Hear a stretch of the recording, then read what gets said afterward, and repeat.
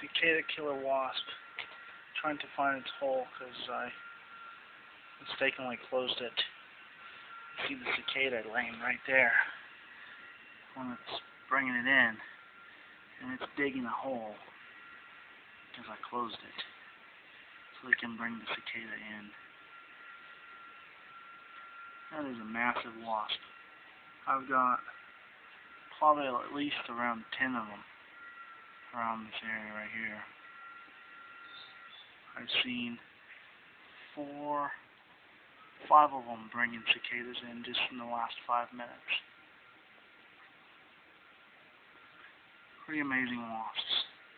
You can see it digging its little hole, just bringing dirt back around. This one is bigger than the cicada actually. It's probably a small cicada. I can see the grass moving over there. I'm pretty sure it's another one. Let me go check it out. See the dirt everywhere here. And the grass is moving. Yep. It's a large one making a hole. I don't know if you can see it. But it's a very large one digging a hole in there. Oh, there's another one on my head. Alright, back to this one here. Looking for its little hole.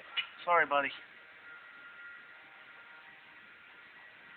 Sorry I messed it up for you.